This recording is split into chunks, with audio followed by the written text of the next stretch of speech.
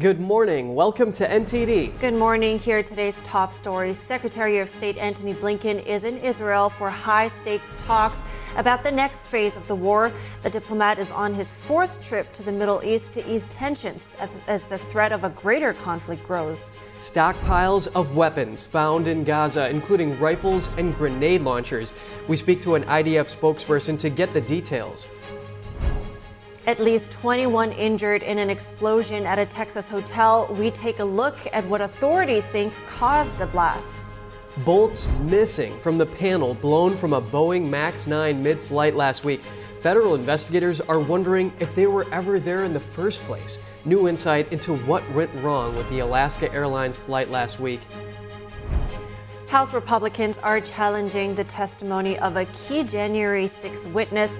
Find out what part of her testimony on former President Trump they're calling out and what action they're taking. The Biden administration is set to unveil a new rule to make it harder for companies to treat workers as independent contractors. Find out what this means with the host of NTD Business. Studies show colleges are full of liberal-minded people. So what should conservative women do when picking a school? And what challenges do they have to face there? An authority on the subject explains.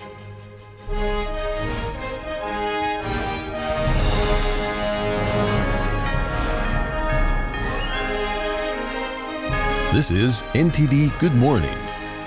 Live from our global headquarters, here are Evelyn Lee and Kevin Hogan. Welcome to NTD. Welcome. Today is Tuesday, January 9th. Yeah, and before we start here, Evelyn, as Israel prepares to defend itself at the International Court of Justice about that claim of genocide brought by South Africa, a Cornell law professor who spent his life studying genocide calls the claim bigoted and idiotic. Wow. Yeah, I mean, the U.S. also says it's meritless, and of course there's other critics that just say it doesn't make sense because of the population growth they had. Apparently it rose from the 60s, from 265K to 1,000 people to 2 million now, as we know. Right. Well, but today's news comes out of Israel as Secretary of State Antony Blinken is there today to discuss the next phase of the war. The top diplomat met with Prime Minister Netanyahu and his war cabinet to talk about Israel's efforts to protect and aid civilians in Gaza. Blinken said he was coming to Israel with promises from 4 Arab nations and Turkey to help in rebuilding Gaza after the war. But the nations want to see an end to the fighting and steps towards the creation of a Palestinian state alongside Israel. U.S. officials have called for the Palestinian Authority to govern Gaza after the war. Israeli leaders reject that idea, but haven't put up a concrete plan yet. Blinken is also trying to prevent an all-out war between Israel and the Iran-backed terrorist group Hezbollah in Lebanon. And for a closer look at what can result from Blinken's tour of the Middle East, we hear from Gerard Felitti, a senior counsel at the Lawfare Project. Gerard, thank you for coming on the show this morning. My pleasure. Blinken is pressuring Israeli leaders to prevent the war from spreading. We have seen Israel to be resistant to some demands by the U.S. So what is the common ground there? The common ground is America is very much interested in Israel's ability to defend itself against these attacks and definitively deal with Hamas and the terrorist organizations that are causing instability, not just in Israel and the Middle East, but in the world in general. The common ground is everyone wants a path forward to peace in the region and the dissolution of the terrorist regimes that are governing the Palestinian people. This is something that Israel is very much interested in doing, but the question is, how will we get there? And Secretary Blinken is delivering support in a way from Arab countries for a peaceful resolution to the conflict after this war is done. So what is this concept of a Palestinian state alongside Israel that the Arab nations are working with Blinken to discuss? Well, the Arab nations are very much supportive of a Palestinian state in principle. This is something that has been on the international agenda for decades and something that was decided upon and agreed upon with the Oslo Conventions in the 1990s, that there would be a pathway to a Palestinian state. The issue now is the Arab states like Saudi Arabia, Qatar, Egypt, and Turkey, which is not Arab but aligned with these states, wants a path forward to Palestinian statehood, and in exchange, they're looking to normalize relations with Israel. But the catch is everyone wants to see a plan for what governing Gaza, governing the West Bank would look like after this war is done. Right, and so do you see Turkey, Saudi Arabia, and Jordan stepping up to help Gaza's governance and reconstruction after the war, given that Blinken said that they would be willing to work together for Gaza's stability? I do see that these countries have an interest in providing economic support to rebuild the infrastructure and develop the economy and civil society in a Palestinian state or in Gaza. The issue is who will actually govern these areas. That's the sticking point. Hamas cannot continue as a force in Gaza or anywhere else. And we need stability. We need a leadership for the Palestinian people that's interested in peace and cooperation, not in violence and destruction. So that's really what the challenge is, identifying what a government would look like. Arab countries and the U.S. are ready to step in economically, but we need to see how Palestinians can govern themselves. And Blinken says there is a real interest there among Arab nations and others for this normalization between Israel and them. But now Blinken says that this normalization is probably going to be possible, but if Israel fully eradicates Hamas, and that takes a year to do so, is that still possible, and does it depend on how Israel does it? It very much depends on the length of time that it takes Israel to continue engaging Hamas. And there is growing pressure internationally and even within the United States to pull back support if this war continues in the manner it has. There is a concern that's being voiced about the level of destruction in Gaza and the civilian infrastructure, the risk to civilians, and the problems with humanitarian aid coming in. Now, rightly speaking, a lot of these problems are because of Hamas. A lot of these problems are because Egypt is not allowing proper aid through its borders. The issue, however, is we need to see, the United States wants to see more targeted responses, not the wide-scale invasion. This is why Blinken is asking Israel to pull back some of its forces and to consider changing its strategy. Well, that's all the time we have right now, but I do appreciate you weighing in on this. Gerard Felitti, Senior Counsel at the Law Fair Project, thank you. Thank you. And we will have more on the Israel-Hamas war, but first, a driver is in custody after a vehicle crashed into a gate at the White House complex yesterday evening. The Secret Service is investigating the incident. No one was hurt in the crash. Roads in the area were initially closed to traffic in response to the incident. The White House did not immediately respond to a request for comment on the incident. President Biden was not at the White House. He was en route from South Carolina to Texas at the time. A Delaware man was charged last month with drunk driving after he accidentally crashed his vehicle into President Biden's motorcade. And Boeing's 737 MAX problems just got a little worse after the blowout of part of a plane's fuselage during a flight last week. Regulators grounded over 170 MAX 9 planes after a gaping hole appeared in the side of an Alaska Airlines plane Friday night. The panel that came off is known as a door plug. It's used to replace an emergency exit to add more seats. Alaska Airlines is now facing some scrutiny for its decision to keep the plane in operation, despite cabin system warnings in the days leading up to the incident. Both United and Alaska found loose bolts on multiple aircraft on multiple grounded MAX 9s in preliminary investigations. Federal investigators say they're still looking for 4 bolts. NTD's Jeremy Sandberg has more on the findings. Federal investigators are gaining new insight into how a door panel came loose before flying off an Alaska Airlines jetliner Friday night. All 12 stops became disengaged, allowing it to blow out of the fuselage. We found that both guide tracks on the plug were fractured. The National Transportation Safety Board, or NTSB, says they still haven't found 4 bolts that secure the panel, or if they were even there in the first place. That restrain it from its vertical movement, and we have not yet determined if they existed there. That will be determined when we take the plug to our lab in Washington, D.C. The nation's top accident investigator says warning lights were triggered on 3 flights before the blowout, including each of the 2 days before its first flight.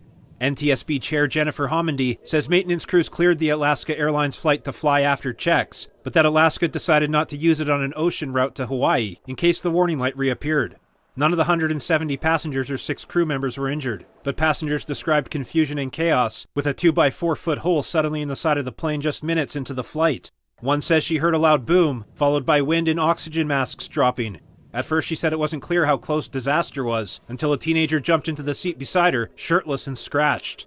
I didn't know why he didn't have a shirt on, because his shirt got sucked off of his body when the panel blew out. It was too loud to talk, so they communicated by text. She says the boy told her he was okay and thanked her for her kindness.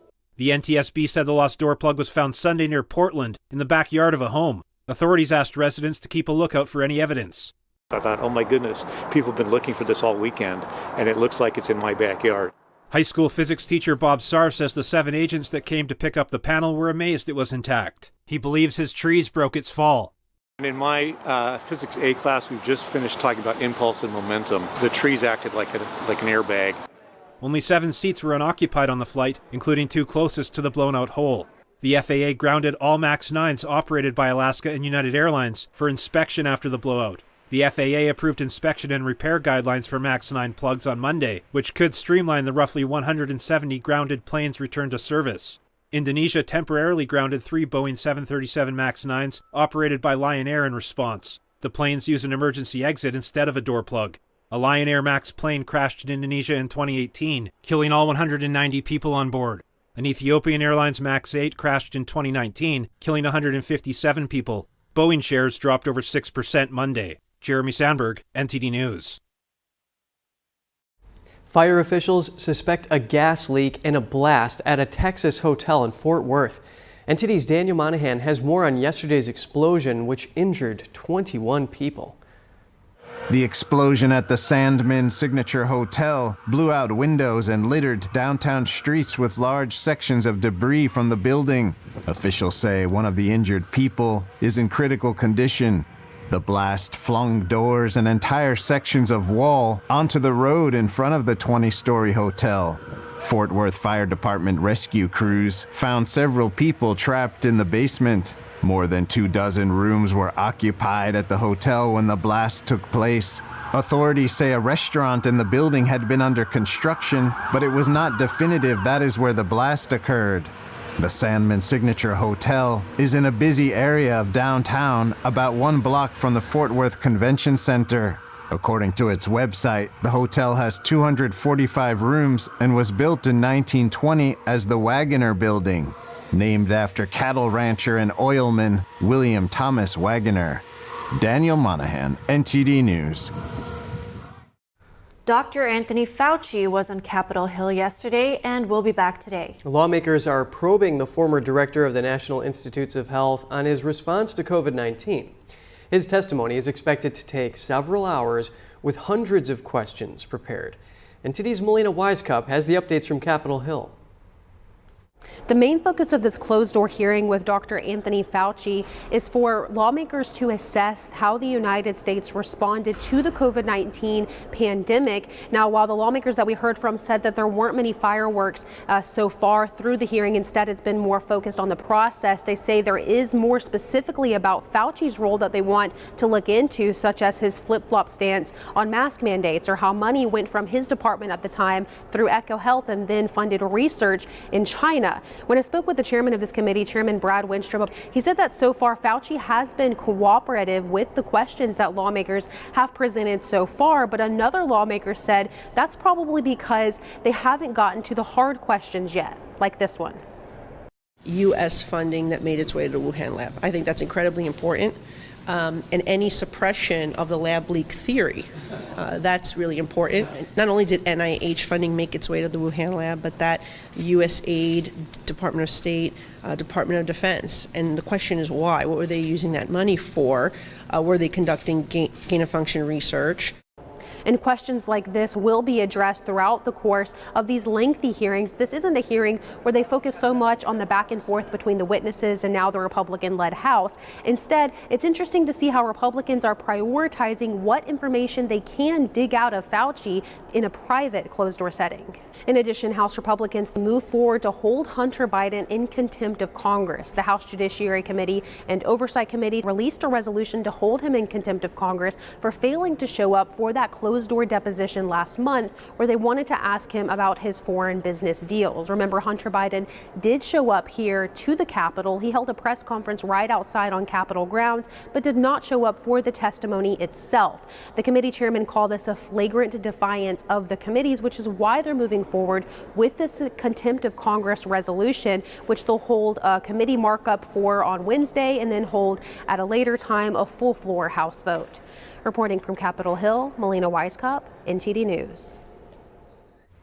House Republicans are accusing Homeland Security Secretary Alejandro Mayorkas of failing to protect the southern border. They're now getting ready for the first impeachment hearing this week. Mayorkas, meanwhile, was in Texas yesterday, commenting on allegations that his agency is not enforcing immigration laws. NTD's Arian Pastar brings us more on Mayorkas' visit. Some have accused DHS of not enforcing our nation's laws. This could not be further from the truth. There is nothing I take more seriously than our responsibility to uphold the law. And the men and women of DHS are working around the clock to do so. We need Congress to provide the supplemental funding that President Biden requested months ago. We need more Border Patrol agents and more case processors. Homeland Security Secretary Alejandro Mayorkas down in Eagle Pass, Texas on Monday, addressing the border crisis. This comes just days before he could become the first cabinet official in almost 150 years to be impeached by the House. This Wednesday, House Republicans will probe how Mayorkas' alleged failed leadership has impacted the states.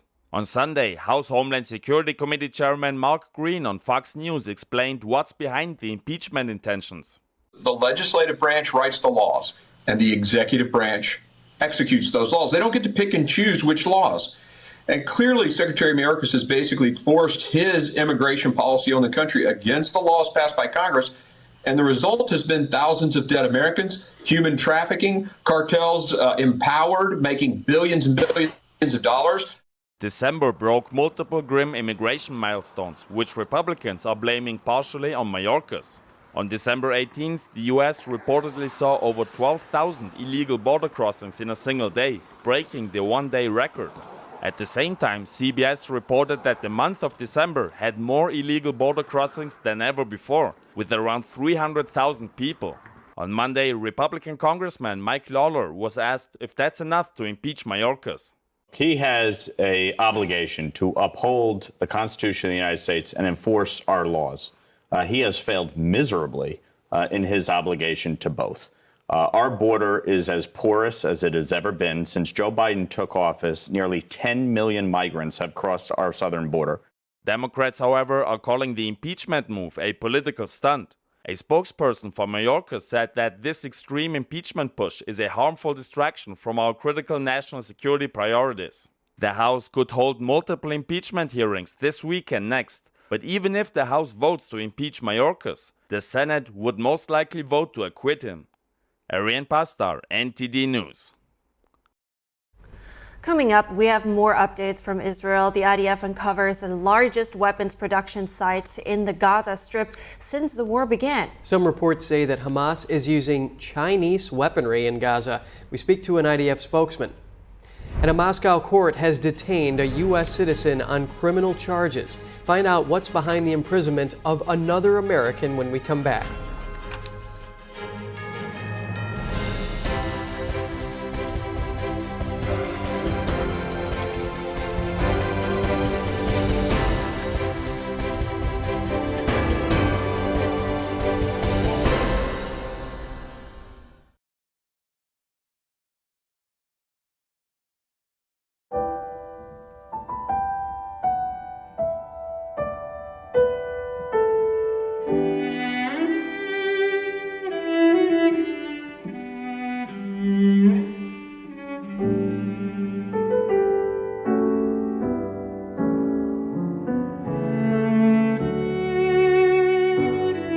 大提琴不仅仅是一件乐器，它是有生命、有感情的，需要我们精心的照顾。往往我们一个小小的动作，可能都会对人情绪产生微妙的影响。天音的品牌是福星，我们对于传统的理念很荣幸被神韵艺术团选为指定供应商。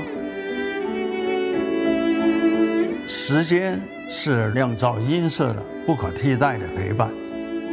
我跟大提琴已经有60多年的友情了，每一把琴都有它自己的个性，熟悉它才能真正发挥它的潜力。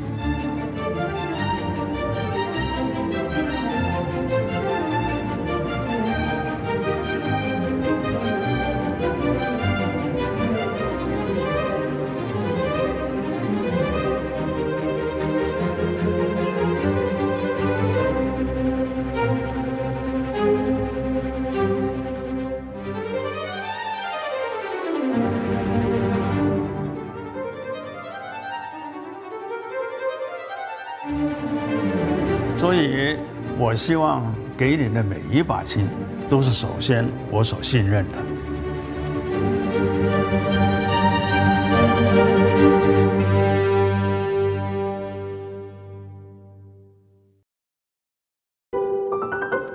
Kindness is cool. Because we feel happier when we do good. Kindness connects us with others and improves our self-esteem. Simple actions, meaningful lives. Let's practice kindness, share our love, and show our care for one another. Submit videos of kindness to Gangjing World for prizes up to $10,000 in cash.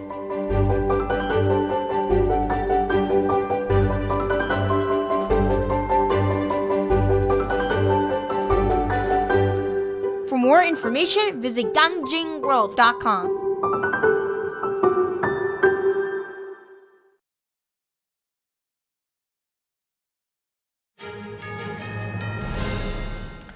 Good to have you back. The Israel-Hamas war has now been going on for 3 months, and the Hamas terrorist group doesn't appear to be running out of any ammunition anytime soon. Some may be wondering, where are they getting these weapons? NTD's Jason Perry takes a closer look.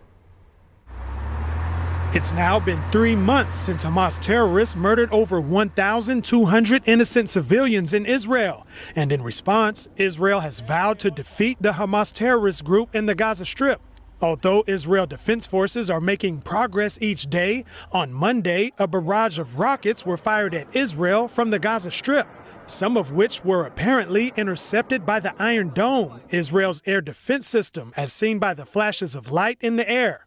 Some people may be wondering how Hamas continues to fire more and more weapons, given that the Gaza Strip's main borders are Israel and the Red Sea, which is fortified by Israel's Navy. And its other border is Egypt, and Israel also inspects the goods coming into Gaza from Egypt. Well, on Monday, the Israel Defense Forces released footage of the largest weapons production site found so far since the beginning of the war. The Hamas terrorist group has had the capability to manufacture its own weapons on a large scale, including long-range rockets, mortars, explosives, and other munitions. An IDF spokesperson said Israel provided the raw materials to Gaza, but they weren't meant for weapons. Those materials were meant to go for agriculture, for fertilizer, for agriculture. Those CNC machines were meant to be for housing, for hospitals. The cement was meant to help building houses. Instead, Hamas built the terror systems of tunnels, the rockets as the main industry, and used everything he can. And as the IDF finds more terrorist infrastructure in the Gaza Strip, it also continues to find more high-ranking terrorists in Lebanon. On Monday, an Israeli strike on an SUV in southern Lebanon killed the most senior Hezbollah terrorists since the war began. Jason Perry, NTD News. Chinese weapons are reportedly making their way into the hands of terrorists in Gaza. An anonymous Israeli intelligence official told The Telegraph that Hamas stockpiles include Chinese rifles and grenade launchers, as well as rifle sights, M16 cartridges, and communications equipment. If that's true, it raises the question of whether weapons are coming directly from the Chinese regime or through a proxy like Iran. So joining me now for more on the war in Gaza is Lieutenant Colonel Peter Lerner, a spokesperson for the IDF. Good morning. It's good to have you back. So let's talk about what you uncovered recently first. You uncovered the largest Hamas-operated explosive weapons factory so far. So tell me how significant this was for Hamas in their weapon supply. Thank you. Good morning. I think what is most important to understand is the magnitude of Hamas's industry of terrorism. What we revealed yesterday is this huge weapons facility in order to build, create, and arm the Hamas's terrorist army. Long-range rockets that could reach from the south all the way up to the north from Tel Aviv, or beyond the Tel Aviv even, to Jerusalem. And indeed, it's significant because it just goes to show the amount of effort Hamas went to in order to create this industry. From our perspective, it's just another piece of the puzzle that requires dismantling, and that's what we are continuing to do every single day. How many other factories like that are there? How many have you discovered? So we have seen at least 2 or 3 different types of facilities and workshops that have been used for weapons building throughout the war in the last 3 months.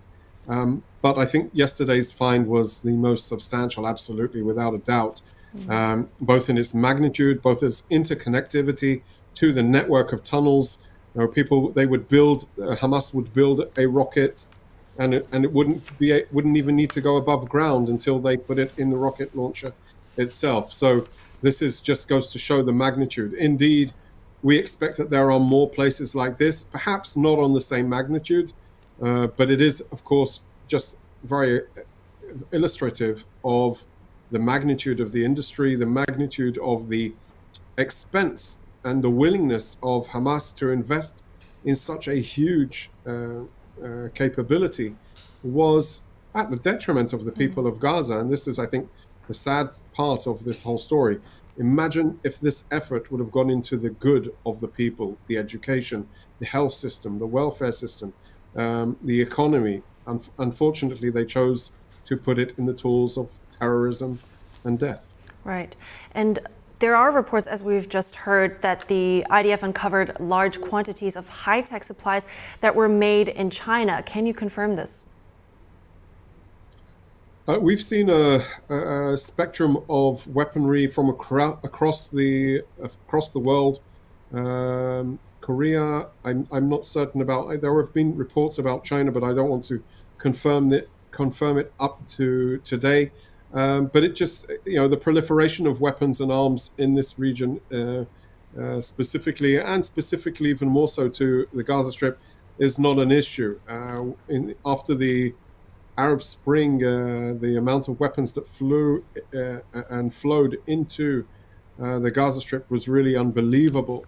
And what we're revealing today, from the AK-47s to the drone capabilities, to the rocket capabilities, those that are imported and those that are built here in the region, built in Gaza, it is really a unbelievable feat. Right. So are you able to tell already or where those imported capabilities or machinery, where do they come from, and how much are they able to make themselves? So the biggest part of Hamas's armory capabilities are homegrown. They are the rockets, they are the RPG capabilities.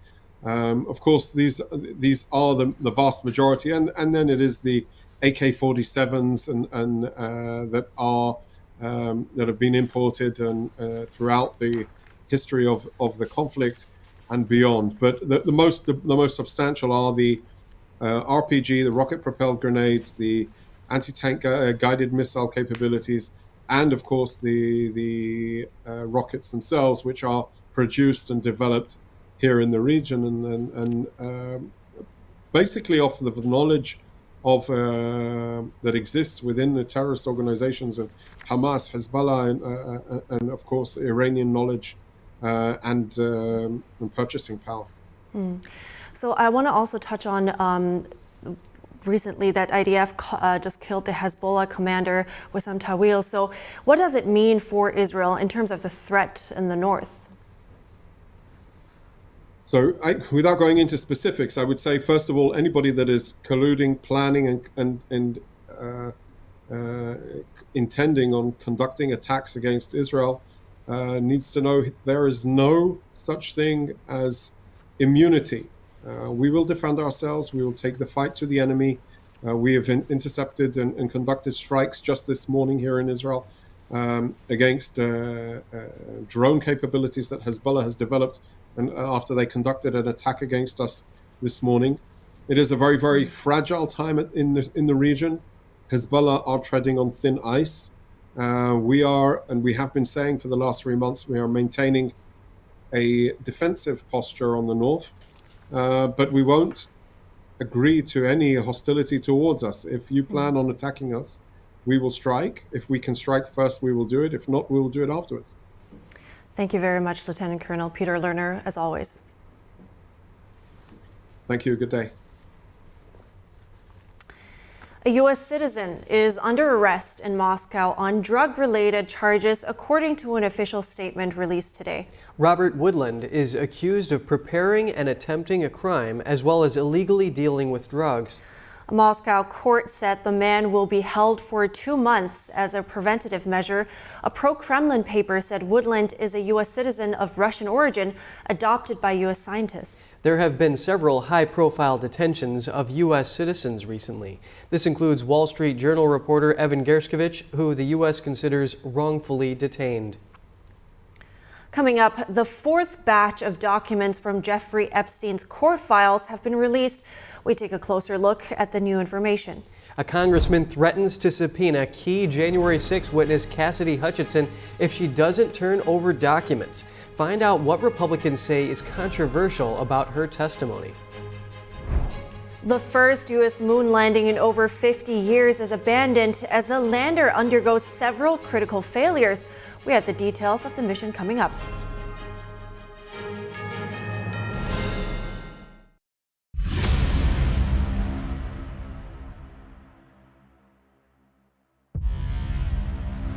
What was the process of actually putting this all together? Many hours of finding the right camera angles and watching it. The first trouble started just after 1 o'clock. 45 pages, here it is right here. Donald Trump has been indicted. Somber day for the country. This all happened before President Trump's speech was over. The founder of the Oath Keepers militia group is headed to prison for more than 18 years. His lawyers didn't have this video. The video we're watching right now, his own lawyers did not have. There was a big question of what did the people do who actually did enter the building. This is where we picked it up with the security footage that is new. At this point, the story dramatically changes. The New Jersey man who assaulted a Capitol police officer on January 6th has been sentenced. So this was withheld. This was not shown to the defense. That could be considered exculpatory evidence. This doesn't seem like what a lot of the media is showing. It's going to change narratives no matter what your political perspective is.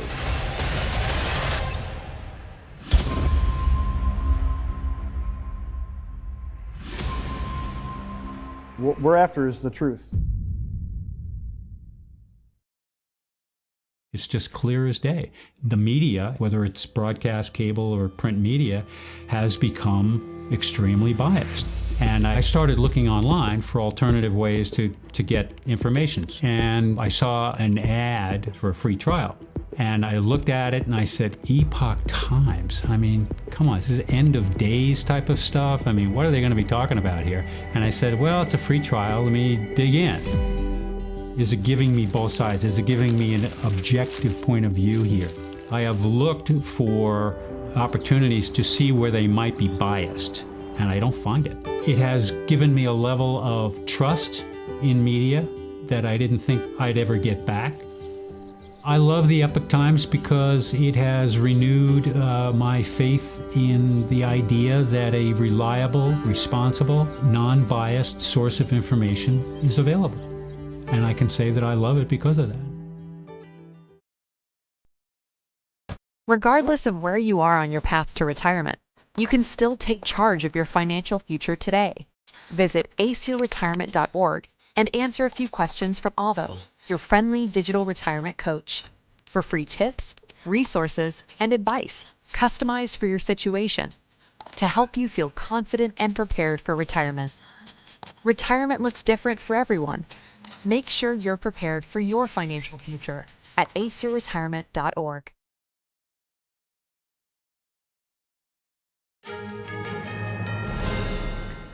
Good to have you back. The White House confirms Defense Secretary Lloyd Austin's job is safe. A spokesperson yesterday said President Biden is looking forward to Austin's return, despite his taking days to inform the commander-in-chief that he was in the hospital. NTD's Arlene Richards reports. President Joe Biden has no plans to fire his defense secretary, even though Secretary Lloyd Austin failed to tell the president that he was in the hospital. For 4 days, White House National Security Council Coordinator John Kirby doesn't expect there to be any consequences. I think, our main focus right now is on Secretary Austin's health. There is no plans for anything other than for Secretary Austin to stay in the job and continuing the leadership that he's been demonstrating. Kirby said the president values Austin's leadership. In a statement released Saturday, Austin took responsibility for his lack of transparency. He said, "I also understand the media concerns about transparency, and I recognize I could have done a better job ensuring the public was appropriately informed. I commit to doing better. But this is important to say. This was my medical procedure, and I take full responsibility for my decisions about disclosure." Austin is facing backlash from Republican leaders. As Biden deals with multiple national security issues, Senator Tom Cotton said Austin needs to explain why the White House wasn't immediately notified about the hospitalization. In a statement, he said the Secretary of Defense is the key link in the chain of command between the president and the uniformed military, including the nuclear chain of command, when the weightiest of decisions must be made in minutes. If this report is true, there must be consequences for this shocking breakdown. Failing to disclose that Austin had been hospitalized for days breaches the normal protocol. Kirby said there would be a review.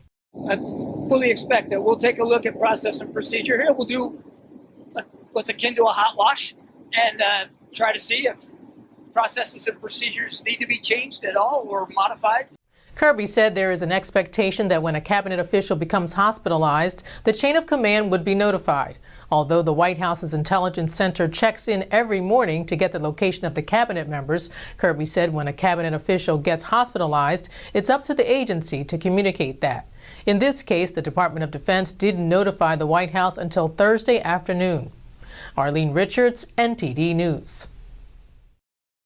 Congressman Matt Rosendale says he plans to file articles of impeachment against the defense secretary for high crimes and misdemeanors.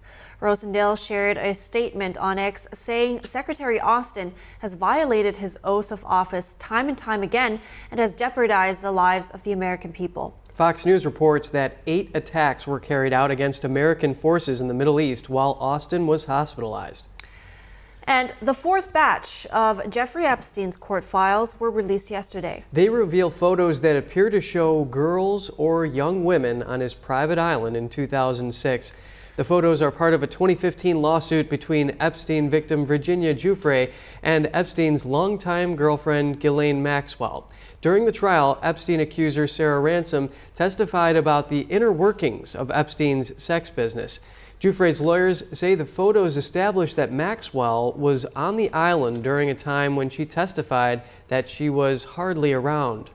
Ransom had also claimed that former President Trump regularly had sexual relations with one of her unnamed friends at Epstein's New York home. Ransom retracted the allegations in an email with a New York Post columnist in October 2016. She wrote, "I would like to retract everything I have said to you and walk away from this." Trump advisor Stephen Chung said in a statement yesterday, these baseless accusations have been fully retracted because they're simply false and have no merit.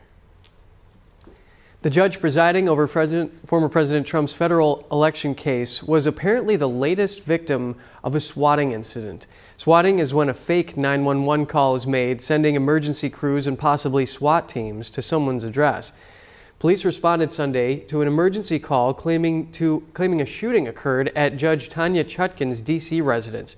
Investigating officers found an unidentified person there who said she was not injured and no one was in the home.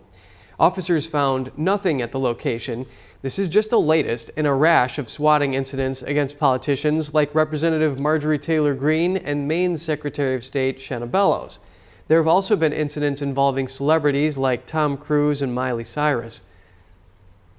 House Republicans sent a letter yesterday to Cassidy Hutchinson, a key witness for the January 6th committee. The letter asks Hutchinson to save and share all records and materials she has about the events on January 6th. Congressman Barry Loudermilk wants Hutchinson to provide a House committee with any documents, messages, or electronic information that may be connected to her statements about January 6th. Loudermilk wrote on X that Cassidy Hutchinson's substantial changes to her testimony are inconsistent with previous statements she's made publicly and to the former J6 Select Committee. The congressman specifically cited Hutchinson's June 2022 testimony. He says she testified that former President Trump attempted to grab the steering wheel from a Secret Service employee driving the vehicle and lunged at another. But Loudermilk says she did not mention this interaction in her previous 3 transcribed interviews in February, March, and May 2022. A surprise filing accuses the Fulton County DA and special prosecutor of having an improper relationship. The two are handling former President Trump's Georgia election trial. The accusation comes from co-defendant Michael Roman, who seeks to have his indictment dismissed. The document, citing sources, alleges a romantic relationship between Willis and prosecutor Nathan Wade. It says Willis contracted Wade without the required approval by the county.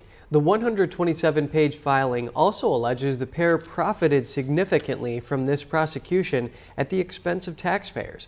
The filing says Wade, a private attorney, paid for lavish vacations he took with Willis using the Fulton County funds his law firm received.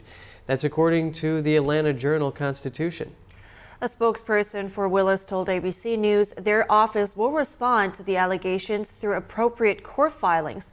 A spokesperson for the Fulton County District Attorney didn't immediately respond to media requests for comment. An election date is set to fill former House Speaker Kevin McCarthy's House seat. California Governor Gavin Newsom yesterday set a March 19th special election date for McCarthy's vacated spot. If no candidate wins a majority vote, the top 2 vote-getters will advance to a May 21st matchup to fill the seat. The solidly Republican 20th Congressional District is anchored in Bakersfield, California. The seat is expected to stay in GOP hands. McCarthy announced in early December that he would step down 2 months after his historic ouster as House Speaker. McCarthy is the only speaker in history to be voted out of the job. And disappointment as the first U.S. moon landing attempt in 50 years will be abandoned. The Peregrine lander developed a critical fuel leak just hours after it separated from its launch rocket. Pittsburgh-based Astrobotic Technology said last night an ongoing propellant leak means their lander could remain stable and operational for 40 more hours. While this means a moon landing is now out of the question, the company now aims to get Peregrine as close to lunar distance as possible. Astrobotic was aiming to be the first private business to successfully land on the moon. A second mission from a Houston company is set to launch next month. NASA's Joel Kern said, quote, "We will use this lesson to propel our efforts to advance science, exploration, and commercial development of the moon." And coming up, a new rule from the Biden administration could change the way companies treat gig workers. We take a look at how this could affect you with the host of NTD Business when we come back.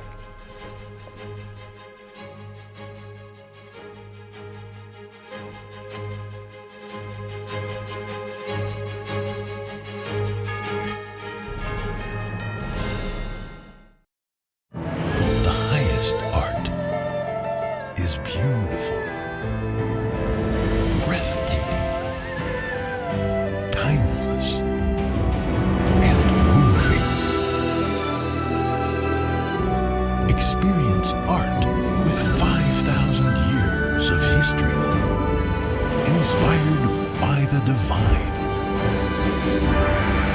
experience Shen Yun.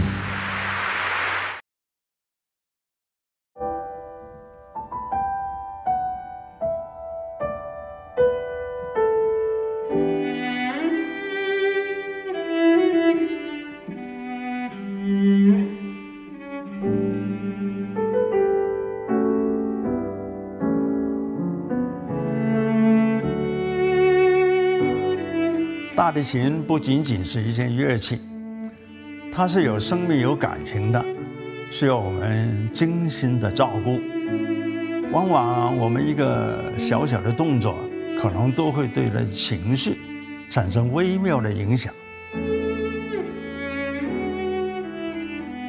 天音的品牌是福星，我们对于传统的理念很荣幸被神韵艺术团选为指定供应商。时间是酿造音色的不可替代的陪伴。我跟大提琴已经有60多年的友情了，每一把琴都有它自己的个性，熟悉它，才能真正发挥它的潜力。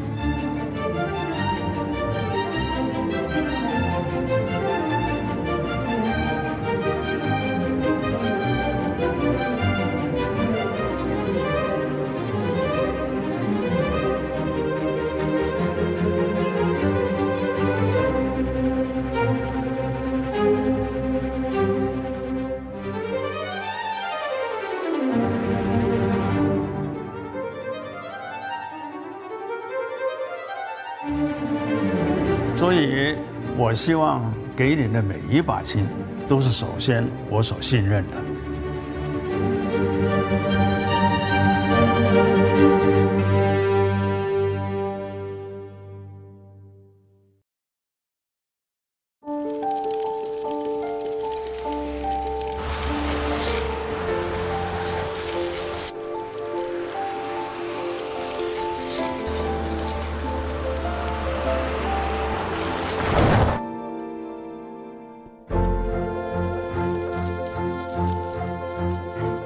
Did you know dragging chains can spark a wildfire? Only you can prevent wildfires.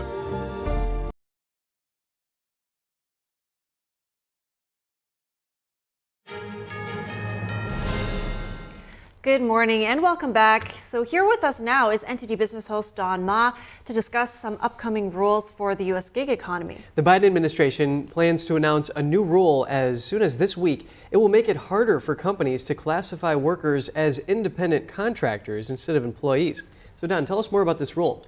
Well, first of all, this rule could be a game changer for millions of gig workers in the U.S. So basically, these rules aim to make it clearer for standards of who should be actually considered an employee rather than a contract worker. So currently, employers can classify workers as contractors if they have control over their own work or they handle their own profits and losses. So it's a little bit loose right now. So the proposed Biden administration rule aims to tighten these criteria for the companies. So under the rule, there are a number of things to consider. For example, the duration of employment. So is the position temporary or is it going to be ongoing? For example, are you hiring somebody for just a few weeks because it's the holiday season, for example, or maybe somebody else is taking a vacation for a week? So that's one thing. Another point is that whether the work is essential to your business. So let's say you're a barber shop. So that means your hairdressers. They are essential to your business, and you might need to consider making them employees under this rule.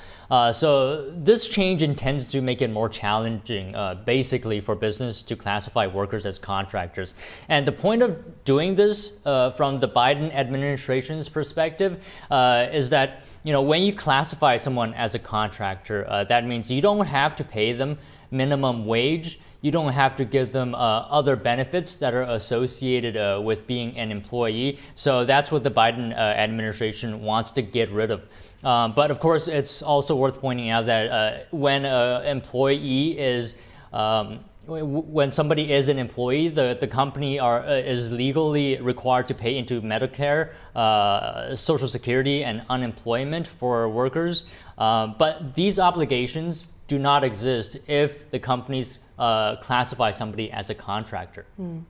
I see. Yeah, I know some low-cost airlines do that, and that causes a lot of difficulty for the pilots. But can you tell us more about, the more pros and cons of these new rules? Sure. So a range of industries will likely be affected by this rule, and to no surprise, getting the most attention are these app-based services like Uber, Lyft, DoorDash, and other similar ones. So the Labor Department has previously said that misclassifying workers as independent contractors could potentially deny these workers protections under federal labor standards, could lead to maybe wage theft, could allow potentially certain employers to gain an unfair advantage over other businesses. So these are all the things that the rules aim to tackle, and of course that's a good thing. But of course there's some downsides to this as well. Because a classification to employees could essentially throw some business models completely upside down, not to mention that it's going to decrease flexibility for workers, because right now a contractor status lets companies, for example, like Uber, to offer a lot of flexibility and choice to their workers. Drivers can actually accept gigs from rivals as well. For example, if you're a Uber gig worker, you can accept work from Lyft as well, and they can define their own schedule. Other than that, I'll just mention a couple more. Independent contractors reclassified as employees could also pay more in taxes. That's another thing to consider. The rule could also drive up service costs for us consumers as well, because when a business is forced to provide insurance, pension plans, paid vacation, sick days, disability insurance, these costs could be passed on to consumers. Yeah, and Uber is saying that their drivers overwhelmingly want this status to be, able to be a contract worker. And other business groups are saying there's a long list of factors here, and it's probably going to lead to a lot of confusion, and there could be really costly class action lawsuits over this stuff. Yeah, potentially a lot of backlash here. Yeah. So Don Ma, host of NTD Business, thank you. Thank you. Stay with us. Studies show colleges are full of liberal-minded people. So what should conservative women do when picking a school? And what challenges do they face there? An authority on the subject explains in just a moment.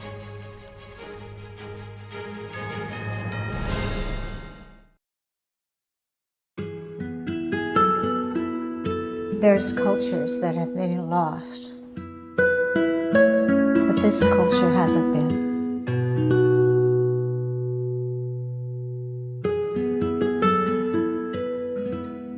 The artist is showing us our sense of who we are, where we came from.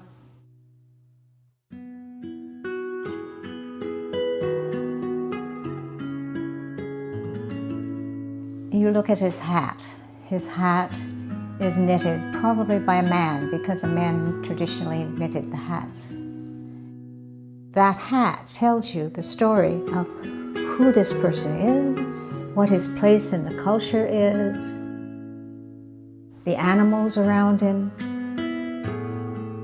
Everything's all contained in the messages in the hat. And the tool that he's carrying over his shoulder. This is a centuries-old tool that has been able to rework the mountains. Those traditions are invaluable, and if we don't honor those traditions, then we're rootless. The artist is showing us the value of maintaining our culture and respecting our culture.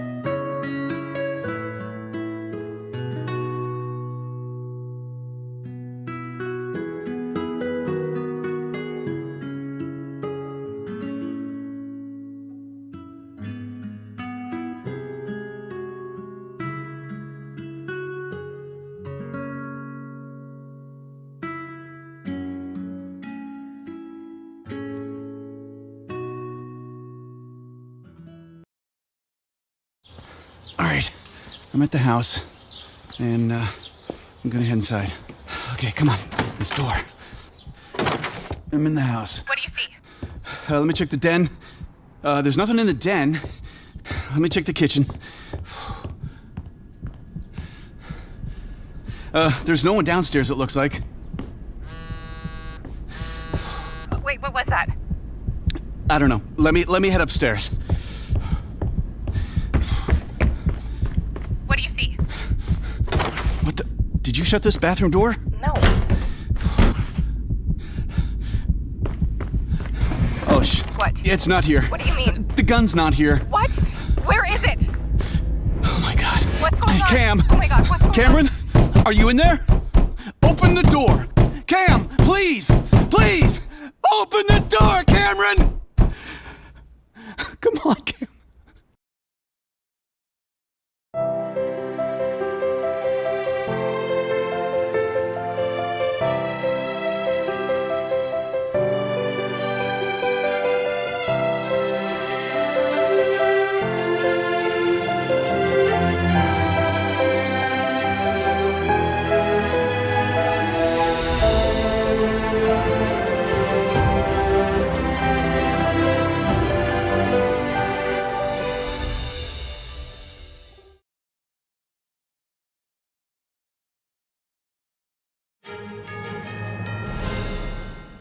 Good to have you back. And let's talk about college and what goes into picking the right school, specifically for conservative women who are in the minority among their peers. Yes, this choice can be tough, considering that most students choose to self-censor just to keep their friendships and for other reasons.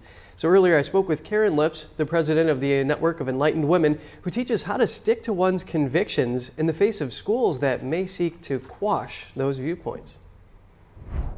This is an important topic that I think more young women need to be more strategic about. You know, lots of schools advertise things like water slides and zip lines and ski resorts, but really conservative women face unique challenges on campuses, so need to pick schools that will be a good fit for them.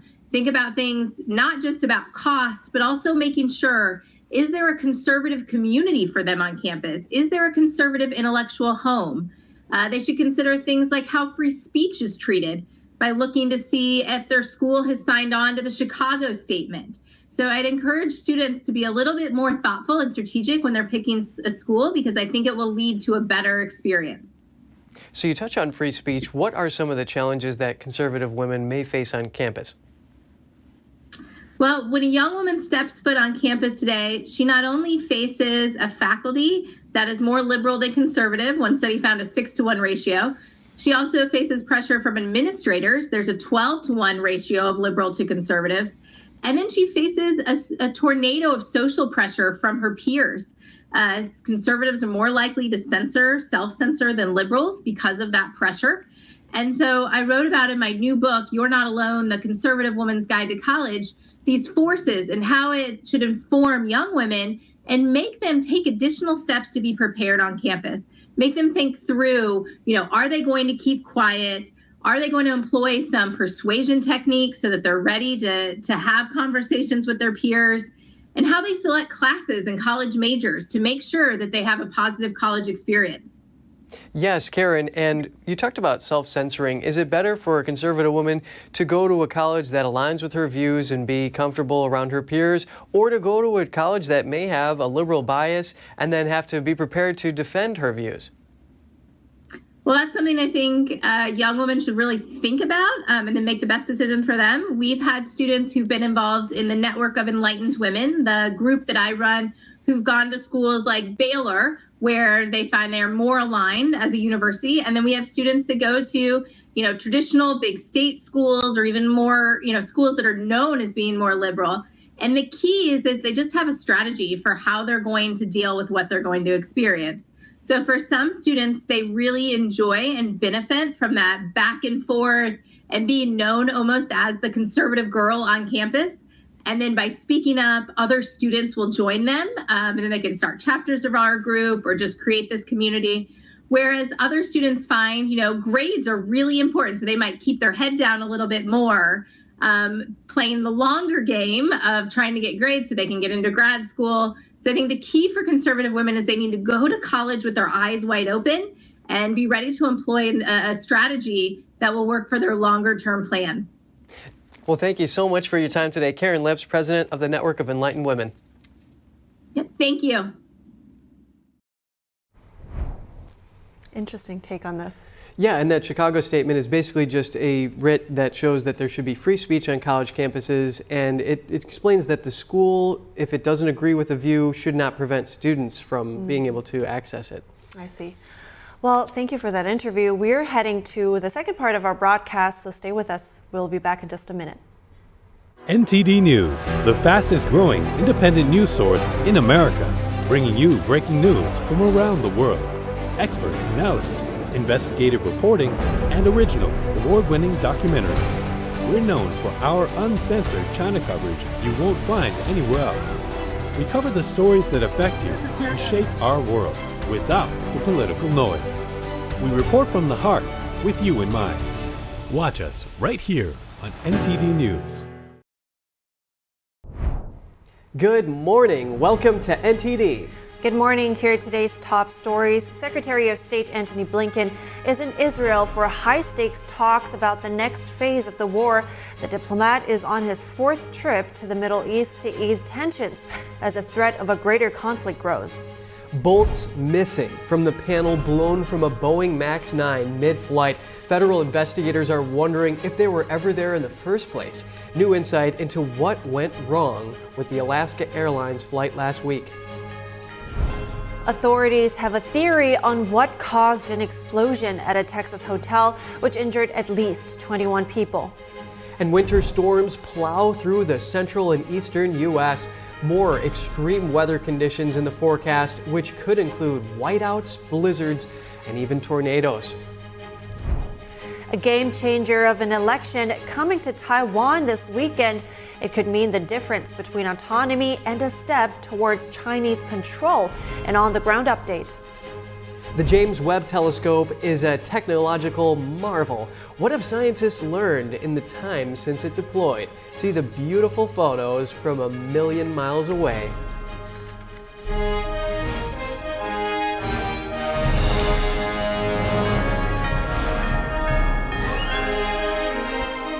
This is NTD Good Morning.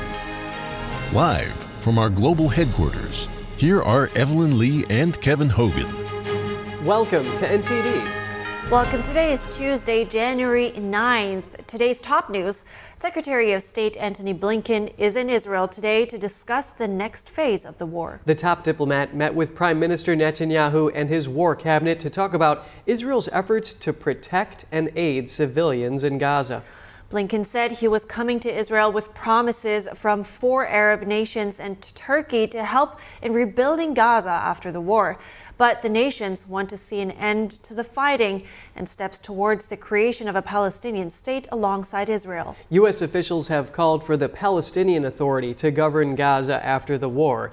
Israeli leaders reject that idea but haven't put up a concrete plan yet. Blinken is also trying to prevent an all-out war between Israel and the Iran-backed terrorist group Hezbollah in Lebanon. And earlier we spoke to Gerard Ferriti, a senior counsel at the Lawfare Project, for a closer look at Blinken's Middle East tour. The common ground is America is very much interested in Israel's ability to defend itself against these attacks and definitively deal with Hamas and the terrorist organizations that are causing instability, not just in Israel and the Middle East, but in the world in general. The common ground is everyone wants a path forward to peace in the region and the dissolution of the terrorist regimes that are governing the Palestinian people. This is something that Israel is very much interested in doing, but the question is, how will we get there? And Secretary Blinken is delivering support in a way from Arab countries for a peaceful resolution to the conflict after this war is done. So what is this concept of a Palestinian state alongside Israel that the Arab nations are working with Blinken to discuss? Well, the Arab nations are very much supportive of a Palestinian state in principle. This is something that has been on the international agenda for decades and something that was decided upon and agreed upon with the Oslo Conventions in the 1990s, that there would be a pathway to a Palestinian state. The issue now is the Arab states like Saudi Arabia, Qatar, Egypt, and Turkey, which is not Arab but aligned with these states, wants a path forward to Palestinian statehood, and in exchange, they're looking to normalize relations with Israel. But the catch is everyone wants to see a plan for what governing Gaza, governing the West Bank would look like after this war is done. Right, and so do you see Turkey, Saudi Arabia, and Jordan stepping up to help Gaza's governance and reconstruction after the war, given that Blinken said that they would be willing to work together for Gaza's stability? I do see that these countries have an interest in providing economic support to rebuild the infrastructure and develop the economy and civil society in a Palestinian state or in Gaza. The issue is who will actually govern these areas. That's the sticking point. Hamas cannot continue as a force in Gaza or anywhere else. And we need stability. We need a leadership for the Palestinian people that's interested in peace and cooperation, not in violence and destruction. Gerard Felitti, Senior Counsel at the Lawfare Project, thank you. Thank you.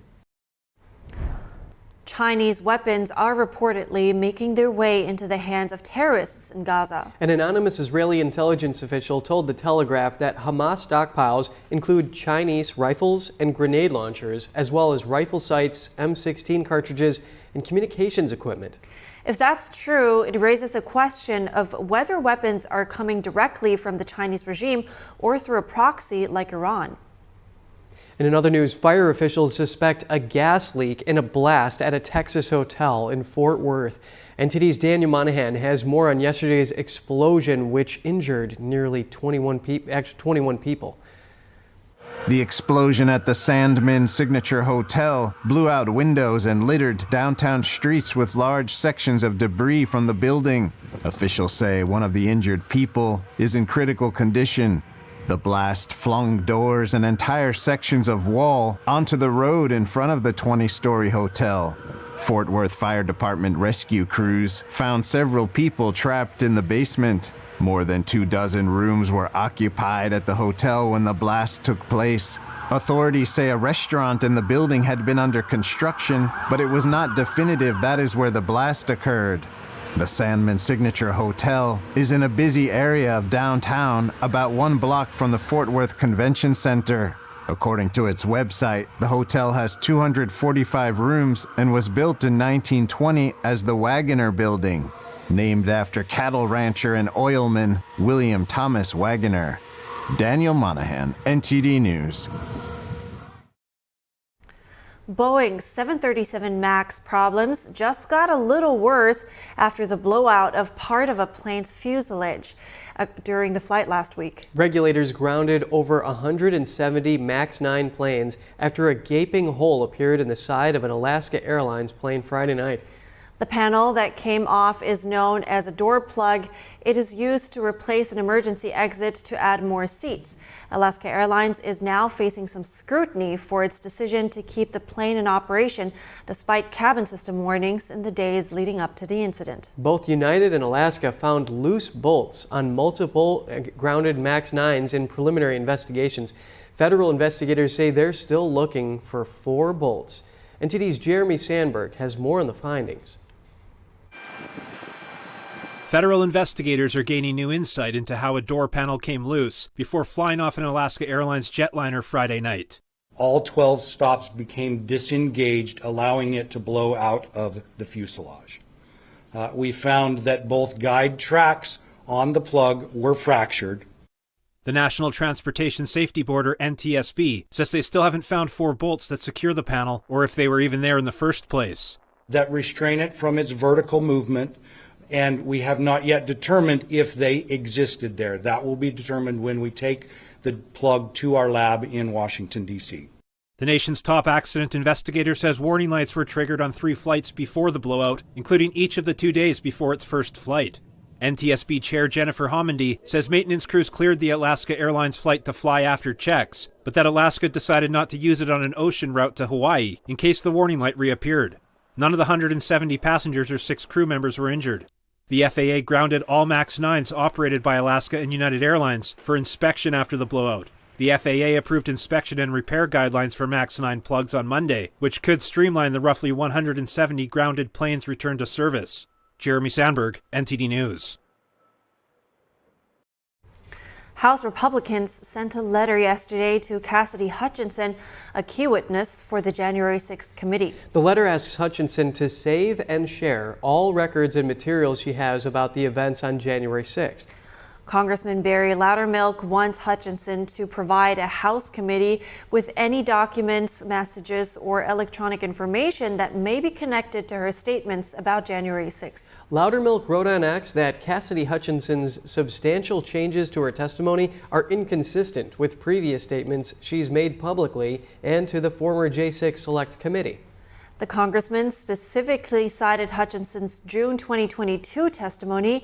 He says she testified that former President Trump attempted to grab the steering wheel from a Secret Service employee driving the vehicle and lunged at another. But Loudermilk says she did not mention this interaction in her previous 3 transcribed interviews in February, March, and May 2022. And a surprise filing accuses the Fulton County DA and a special prosecutor of having an improper relationship. The two are handling former President Trump's Georgia election trial. The accusation comes from co-defendant Michael Roman, who seeks to have his indictment dismissed. The document, citing sources, alleges a romantic relationship between Willis and prosecutor Nathan Wade. It says Willis contracted Wade without the required approval by the county. The 127-page filing also alleges the pair profited significantly from this prosecution at the expense of taxpayers. The filing says Wade, a private attorney, paid for lavish vacations he took with Willis using the Fulton County funds his law firm received. That's according to the Atlanta Journal-Constitution. A spokesperson for Willis told ABC News their office will respond to the allegations through appropriate court filings. A spokesperson for the Fulton County District Attorney didn't immediately respond to media requests for comment. And coming up, we take a look at the upcoming election in Taiwan. Who are the candidates and what is their stance on China? The Environmental Protection Agency is looking to replace America's diesel-powered school buses with nearly $1 billion in grants. We take a look at the pros and cons of this initiative. Winter storms plow through the central and eastern U.S. More extreme weather conditions in the forecast, which could include whiteouts, blizzards, and even tornadoes. The James Webb Telescope is more than just an amazing telescope. It can look back in time over 13 billion years. We jump aboard the time machine and see some of the beautiful pictures taken from space.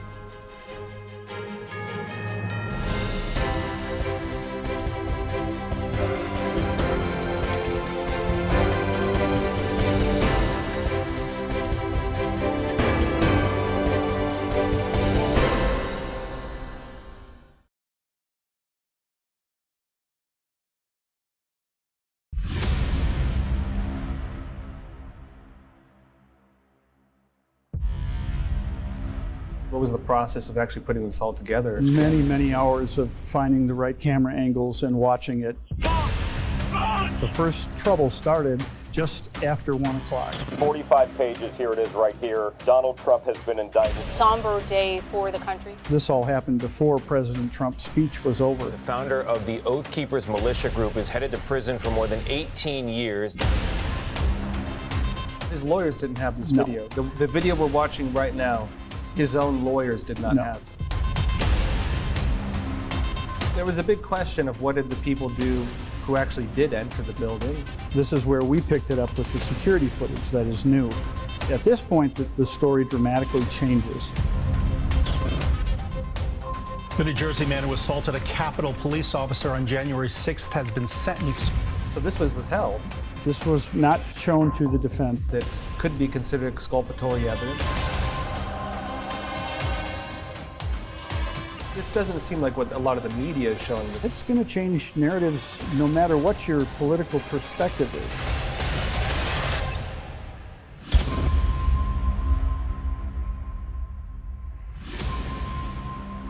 What we're after is the truth. It's just clear as day. The media, whether it's broadcast, cable, or print media, has become extremely biased. And I started looking online for alternative ways to get information. And I saw an ad for a free trial.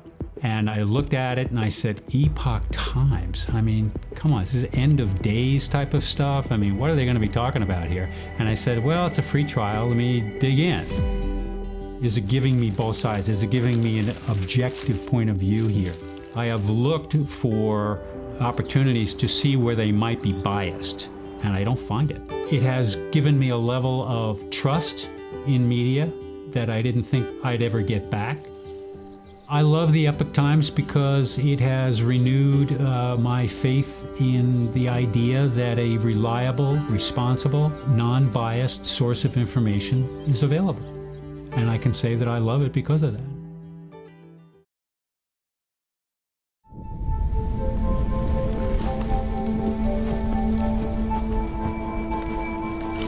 Eva Marie smoked 12,000 packs of cigarettes over 15 years. She quit, and now there's a new lung cancer screening that could save her life. You stopped smoking. Now start screening. No matter how much you smoked, early detection could save you. Talk to your doctor or learn more at savedbythescan.org.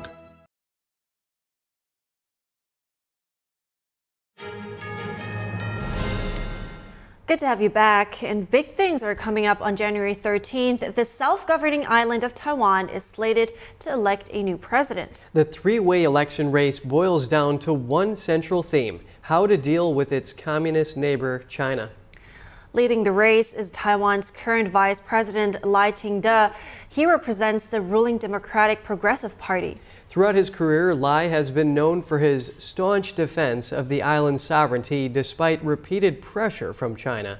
The next candidate in line is Ho Yo-yi, mayor of New Taipei City and a former police chief. He opposes Taiwan's independence and has avoided speaking out about China. Trailing behind him is Ken Wen-je, the former mayor of Taipei. He recently told AP News that he believes China remains a problem and that problem needs to be taken care of without sparking conflicts. And for analysis on Saturday's hugely consequential election in Taiwan and an on-the-ground update, we have joining us live retired Colonel John Mills, also a senior fellow at the Center for Security Policy. Good morning, John, and thank you for coming on. Good evening where I'm at. Kevin, how are you doing? Yes, that is right, on the other side of the world. So we know that Taiwan produces over 90% of the world's most advanced semiconductors, and its location is anchoring a network of U.S. allies from Japan to the Philippines. So what is at stake in Taiwan's election, considering that there's a chance of a pro-Beijing candidate winning? Well, so many things, Kevin. I think starting off, this is a democracy right on the front door of a communist totalitarian nation, and it's going to be important to see that democratic processes prevail regardless of the outcome on Saturday. And that they are able to minimize any interference, and there clearly is interference going on. By China, much of it cognitive. That's the expression used today at a press conference by the Foreign Secretary or Foreign Minister, Dr. Wu. There is cognitive warfare going on. So a fair and clean election. Taiwan provides much of the world's chips. Taiwan, in many ways, along with Japan, South Korea, and the Philippines, it really presents a kind of a first line of defense, if you would have it, and deterrence against China and from forces breaking out into the deeper Pacific. Right, and John, incumbent President Tsai Ing-wen, she's a member of the Democratic Progressive Party, and clearly the Taiwanese people value their own democracy and sovereignty. So how is it that a pro-Beijing candidate is gaining so much traction there? Yeah, the polling period there where you're allowed to have the polling has passed, so it's a little unclear on current polling. But polling from right before then did show a tightening race. It's a little odd, a little hard to explain. Now, President Xi of China has made some very bellicose statements recently. I don't think that helps. We had an odd event during a press conference today where there was an alert of a Chinese missile launch or satellite launch. It was a little bit unclear. I don't think things like that necessarily help out the KMT and may help PP. Yeah, and we've seen that China has no regard for the territorial claims that Taiwan has, given these flyovers, and of course you mentioned that satellite launch. So what's the mood in the country like right now, just briefly? Well, I think it's a lot of excitement. So we've been to several rallies on all sides. I would have to say the excitement and the energy is with the DPP, and and I did a number of man on the street interviews.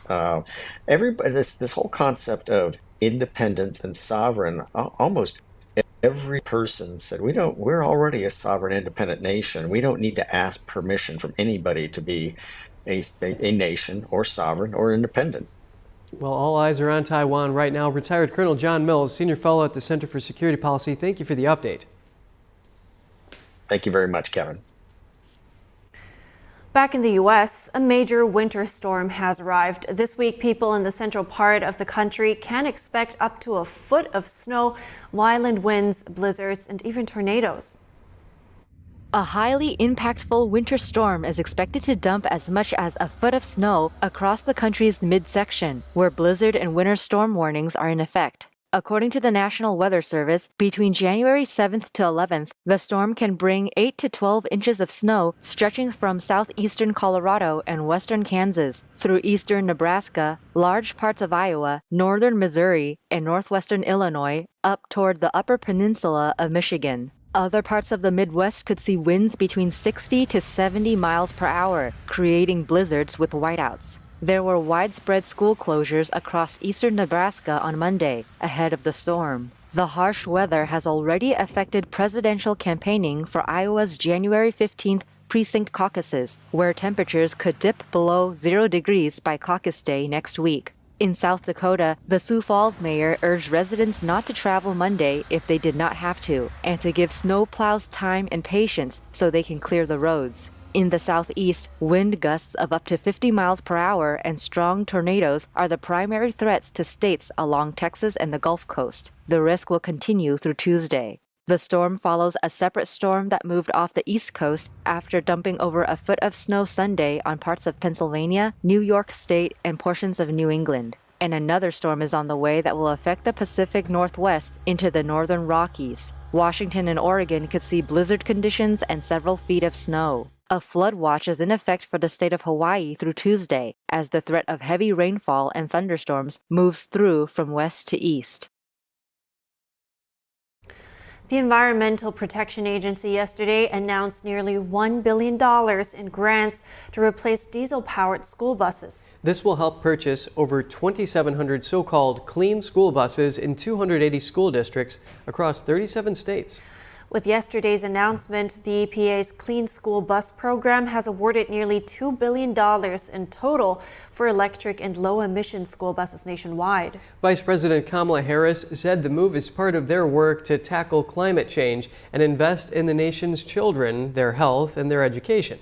However, critics like New York State Senator George Borrello say that implementing electric bus mandates would mean crushing financial costs for districts. Borrello also says that school officials are raising concerns over electric bus use in frigid temperatures and in rural areas where the infrastructure is not built to handle them. The National Park Service withdrew a proposal yesterday to take down a statue of William Penn in Philadelphia. It was to be part of a renovation that sparked a torrent of criticism over the legacy of the man who founded Pennsylvania. Independence National Historical Park said it has withdrawn the proposal that it announced quietly last week about a wider renovation of Welcome Park. That park is just blocks from the Liberty Bell and the National Constitution Center. The Park Service says the proposal was released prematurely and hadn't undergone a complete internal review. It stated no changes to the William Penn statue are planned. It never explained why it was planning to remove the statue. The plan also involved expanding the telling of Philadelphia's Native American history. The James Webb Telescope was deployed in 2022. The technological marvel has delivered some stunning pictures. The telescope provided scientists with a better understanding of the cosmos around us. Let's look at some of the images it's beamed back to Earth. Scientists are over the moon with the success of the James Webb Telescope. It's captured some stunning images since it opened its huge mirror 2 years ago. The Webb Telescope's deployment came after years of work and a $10 billion investment. And it's much more advanced than its predecessor, the Hubble Telescope. The Webb Telescope literally has the ability to look back in time. Its massive gold and beryllium mirrors can see over 13 billion light years away. $10 billion is a big investment. Have scientists learned anything in the time since the Webb has been deployed? Yes, they have learned more about the rings of Uranus and Saturn, for example. The Pillars of Creation is a location in the Eagle Nebula where new stars form. If you're wondering about James Webb, he was the administrator of NASA from 1961 to 1968 during the Gemini and Apollo programs. The Webb Telescope promises to keep teaching us about the origins of the universe, finding new planets, stars, and maybe other surprises we cannot yet imagine. Looks like it delivered some significant new insights. Yeah, those are some cool nebulae out there, and it makes you wonder what's out there. Absolutely. And while we wonder, we're going to wrap up our show, but we'll keep you updated, of course, with the latest information. Stay tuned for our News Today broadcast at 11 a.m. Eastern Time. Thanks for watching. I'm Evelyn Lee. And I'm Kevin Hogan.